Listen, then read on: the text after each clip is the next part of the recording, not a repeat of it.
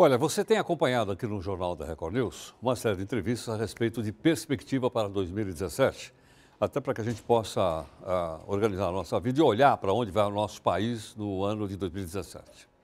Hoje, o nosso convidado é o economista Nicola Tingas, que é da CREF, Associação Nacional das Instituições de Crédito, Financiamento e Investimento. Obrigado pela participação mais uma vez. Bem-vindo então, aqui no Jornal. Obrigado. Somente queria te perguntar o seguinte, as pessoas estão achando que os juros em 2017 vão ser mais suaves do que foram em 2016. É por aí que vocês avaliam, não? Sim, nós precisamos classificar dois juros. Os juros do Banco Central, taxa básica Selic, que deve cair, esperamos que bastante esse ano que vem. O Banco Central já tem agora as condições para iniciar um corte um pouco mais forte, ele está avaliando o ritmo disso. E temos o juro na ponta para o consumidor, que esse tem que cair também, mas deve cair quando o risco o país cair, quando a economia parar de cair e começar a melhorar, parar de ter desemprego, as pessoas começarem a ter mínima condição de pagamento, as empresas também, aí também deve cair. Quer dizer, então uma coisa não está necessariamente atrelada à outra. Pode cair do Banco Central e os juros do mercado não seguirem. Exatamente. Eles têm relação, mas às vezes tem duas coisas a considerar. Uma delas é o tempo. Quando a taxa Selic cai, o que importa não é só o quanto ela caiu hoje numa reunião do Banco Central, do Copom, é esta queda, o que ela sinaliza para a queda futura, que está nos mercados futuros. Quanto o mercado acha que vai custar o dinheiro amanhã? Se ele achar que cai pouquinho, o custo do dinheiro no futuro cai pouquinho. Se ele achar que cai muito, cai muito. Este mercado futuro é importante porque é o custo do dinheiro que os bancos compram para fazer o financiamento. Então, essa é a primeira variável. A outra é o risco, que tem a ver com a atividade econômica. Bom, o risco está diretamente associado ao quê? A uma retomada do crescimento econômico do país? Eu diria assim, se você pegar Ou a falta de confiança? As duas coisas, mas se você pegar o crédito em si, o que é importante numa concessão de crédito? A variável-chave. A variável-chave é que o tomador, seja ele uma pessoa ou uma empresa, tenha capacidade de pagamento. Se eu vou te emprestar R$1.000 e você vai me pagar 100 por mês, né, em 10 vezes mais os juros, o que é importante é que eu saiba que amanhã, no mês que vem, no outro, você vai ter ou um salário que você está recebendo ou alguma renda e que sobre o dinheiro para pagar essa prestação. Senão, se eu vou te emprestar, se eu não tiver nada para entrar, você não vai me pagar. Então é importante que você tenha um fluxo de caixa, tanto a pessoa física como a empresa tenha vendas, que a empresa está vendendo, vai ter venda futura. Se a empresa está desacelerando, não está vendendo quase mais nada, eu vou emprestar, amanhã ele não tem para pagar. Então, quando a economia está indo bem, as vendas sobem, os salários sobem, o emprego aumenta, tem mais renda, tem melhor capacidade de pagamento. E o crédito fica mais fácil, porque o risco é menor. Quando está em recessão, tudo encolhe. O emprego encolhe, o dinheiro encolhe, as vendas encolhem, então tudo retrai. Então, eu digo que o crédito é procíclico. Se a economia vai para o bem, para o crescimento, o crédito expande junto e ele ajuda a crescer. Quando contrai, o risco aumenta, contrai junto e ajuda a ficar naquela situação. Você acha que é nesse momento que o governo, o Estado, né, deveria entrar e com uma medida anticíclica de expandir o crédito, expandir o consumo para tentar fazer com que a economia volte a girar? Olha, isso já foi tentado no governo Dilma, né, por um tempo, com dinheiro do BNDES, com dinheiro de bancos públicos e tudo. Alguns empréstimos foram bem dados, outros não foram tão bem dados, tem problemas hoje que estão sendo saneados.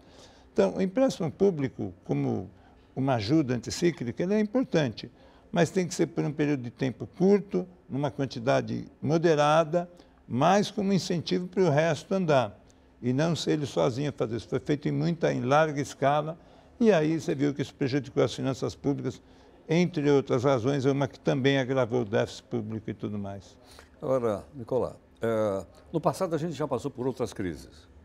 E em algumas delas deu para perceber que havia um descolamento da crise política da crise econômica.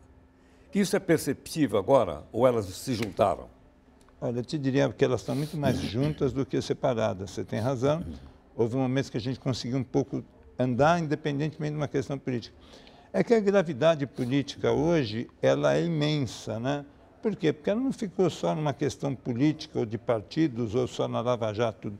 Você tem uma crise de valores, de ética, você tem embates, confrontos institucionais entre judiciário, legislativo e assim por diante. Quer dizer, você está chegando num momento, inclusive, onde a sociedade questiona, aqui no Brasil como no mundo, a representatividade dos políticos. Fala, você me representa ou não? Se você me representa, por que você toma essa decisão?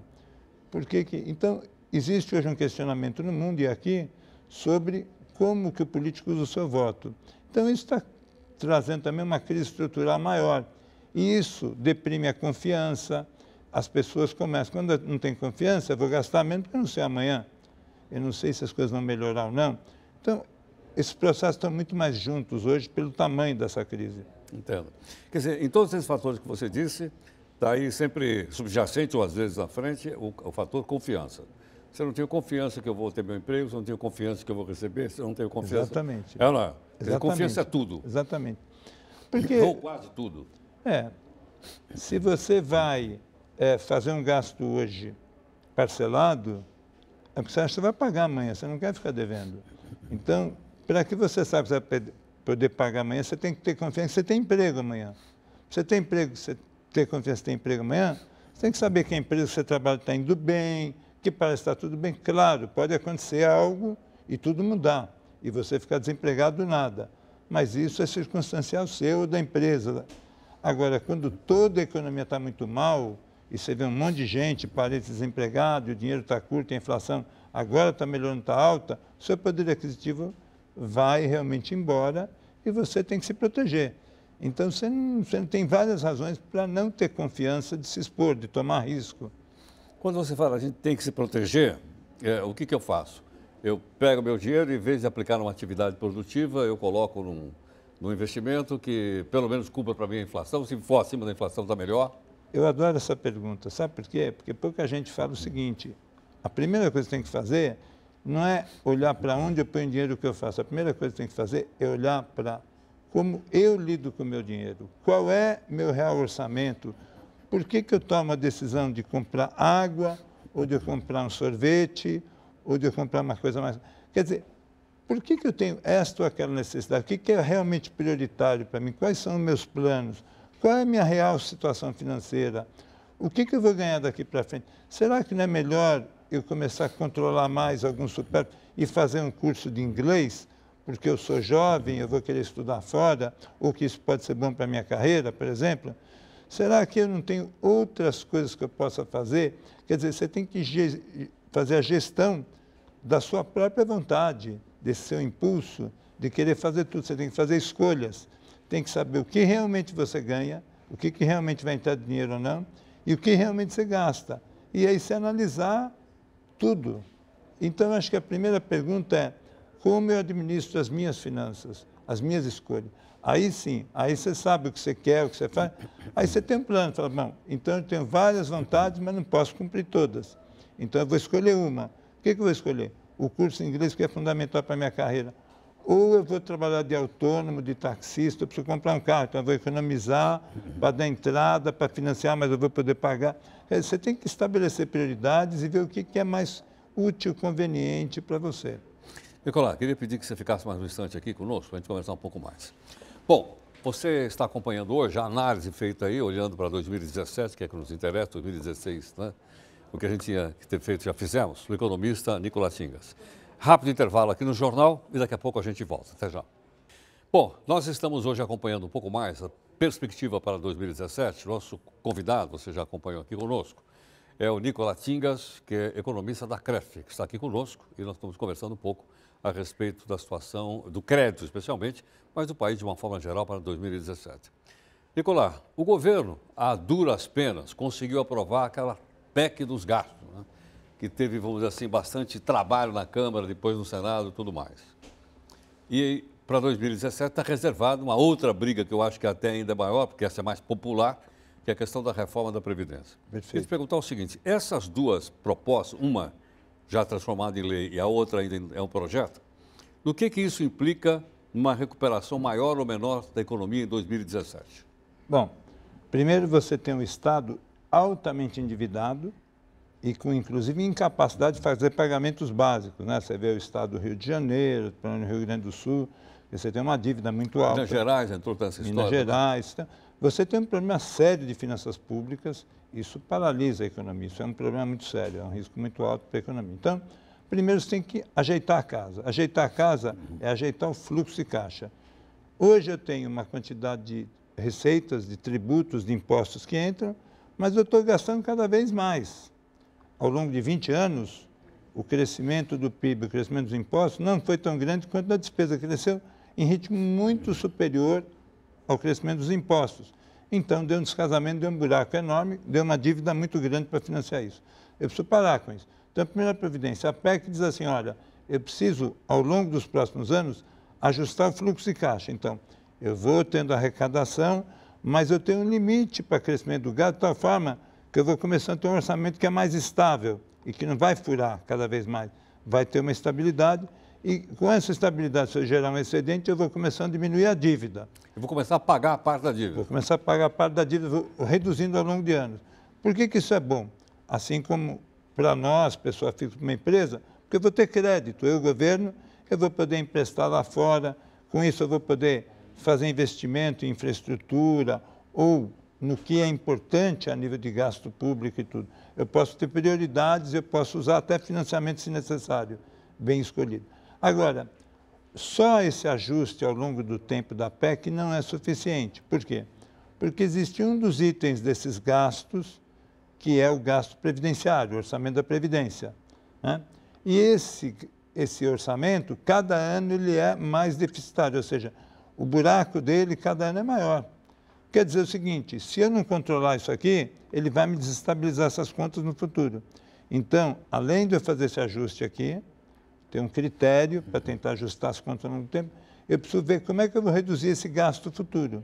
Até porque esse déficit da Previdência é projetado de crescer tanto que pode chegar um momento lá na frente que eu não tenho nem para pagar os pensionistas. E aí, evidentemente, envolve direitos, envolve questões da sociedade como um todo, e tem que ser discutido, vai ser amplamente discutido, e atribuir aonde vai se poder fazer ajustes, de que forma, critérios para isso. Agora, Nicolás, olhando assim pelos números, não há outra saída senão fazer esses ajustes. Bom, fora disso, o que acontece? Podemos quebrar lá na frente? Fora disso é o seguinte, se você tem um gasto que sobe cada vez mais, você precisa de alguma entrada para pagar. Que tal aumentar imposto? Então, você tem aumento do imposto, você tem inflação, você tem dívida. Dívida, já estamos lá em cima. Inflação, vai gerar mais inflação. O maior prejudicado é a pessoa de baixa renda. É verdade. Né, que é a que mais é afetada pela inflação. Então, imposto, numa recessão, você está tendo até menos arrecadação. Você está tirando mais dinheiro do mercado quando você cobra mais imposto. Você está tirando mais dinheiro, mas você não tem de onde tirar. Você já está numa carga tributária que você está começando a tornar as empresas inviáveis. A carga tributária do Brasil é alta e dá um retorno de serviços baixo, que é outra distorção nossa. Então, nós estamos nos limites. Por isso que foi necessário fazer algum ajuste. Foi escolhido esse, que parece que é um caminho que tem uma lógica que pode funcionar bem. Né? Mas... Aliás, o exemplo que você deu foi muito interessante. Você usou a expressão fluxo de caixa. Logo imaginei uma pequena empresa que tem que ter o fluxo de caixa para poder funcionar. Bom, se ela não pode gastar mais do que um determinado limite, ela vai ter que dizer, bom, então da onde eu vou tirar para poder cobrir ou eu vou cortar gasto, ou eu vou ter que tirar de um lugar para colocar isso, em outro. Exatamente. Porque o volume de dinheiro é o mesmo, não é isso? Isso, exatamente. Então, é isso.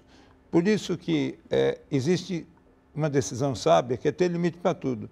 Eu posso temporariamente me endividar para cobrir um rombo, mas desde que eu tenha um plano de ajuste na frente, ou que vai entrar mais, porque eu vou ter um novo produto, por exemplo, ou eu vou ter um bico, um segundo emprego, vai entrar mais, eu vou conseguir manter esse padrão de gasto. Agora, se não vai entrar mais, e eu for me endividar, ainda vou ter que pagar a dívida. Meu buraco vai aumentar. Então, chega uma hora que você percebe que a melhor solução é cortar gasto, que é o que resolve. E aí você tem que fazer análise, ser sábio, fazer escolhas adequadas. Entendo. Bom, numa pequena empresa ou numa renda familiar isso é mais fácil. Agora, vamos dizer, numa comunidade de 200 milhões de pessoas, né? Onde as pessoas, às vezes, nem estão muito bem inteiradas dessas coisas. Eu acho que uma reforma da Previdência é mais popular, mas uma PEC de gasto é um negócio mais complicado. Sim. Então, aí você depende do poder político para poder fazer as reformas econômicas. Exatamente, exatamente. Você tem uma disputa política, né, pelo tipo de gasto que é legítimo, porque o representante político está lá para tentar arbitrar ou trazer um projeto para o seu representado. Então, não, eu quero fazer uma ponte no Piauí, ou eu quero fazer uma escolinha na periferia de São Paulo, ou eu quero fazer um outro gasto não sei aonde, uma estrada, tal. Existem orçamentos, existe uma disputa política por esse orçamento. Para eu gastar, eu tenho que saber onde está a origem do dinheiro. Sim, eu tenho que primeiro ter um orçamento que vai ter que ser definido qual orçamento vai ser aprovado. Então, o que vai ser feito? E aí é que a primeira escolha, quais são as prioridades? E agora, se você tem um orçamento de um valor fixo, aí a disputa é entre prioridades. Vamos gastar mais na saúde, mais na educação, mais na estrada, mais na ponte. Então, mas vou ter que tirar de algum lugar, né? Então, mas... Em algum lugar eu vou ter que gastar menos. Isso, mas eu vou ter que ter uma fonte, uma receita para cobrir isso. Se eu não tiver, eu tenho que gastar menos. Em algum lugar eu vou ter que gastar menos. Não tem jeito. Esse é o lado bom dessa PEC, porque você, pela primeira vez, vai criar uma real disputa no legislativo pelo orçamento, porque vai ter que provar o deputado A para o deputado B e perante a sociedade. Por que é mais importante não ficar, aspas, jogando dinheiro fora em gastos que não têm tanto valor agregado para a sociedade e priorizar outros gastos que têm muito mais valor para a sociedade ou que beneficiam mais pessoas? Estabelecer prioridades, começar a aprender a fazer orçamento para valer e não colocar um monte de peça de cada um e a prova de todo mundo, e aí vai atrás de dinheiro e aumenta o imposto. Então, isso dá ordem, dá prioridade, é uma disputa sadia sobre esse sentido. Vamos ver se a gente aprende, né? Quer dizer, vamos ter que aprender ou na dor ou no amor, nós vamos ter que aprender a fazer isso. Mas isso a gente tem que aprender em casa, né, Heródoto? Quando a gente vê que o orçamento não dá mais, chega uma hora a gente vai ter que ser realista. Por isso que eu falei para você que eu acho importante que tudo começa como eu me vejo, como eu vejo as minhas finanças, como as minhas escolhas. Então, até aquele deputado daquela comunidade teria que pensar não só nela, mas no país.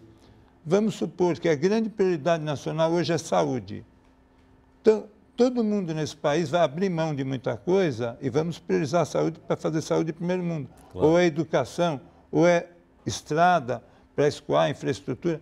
Esse tipo de escolhas é o que faz uma sociedade evoluir. Então, esse tipo de comunicação, disputa no bom sentido, agrega. Então, estamos longe disso. Espero que cheguemos lá. Nicolau, obrigado pela gentileza. Obrigado. Muito obrigado mais uma vez. Muito obrigado. Muito obrigado.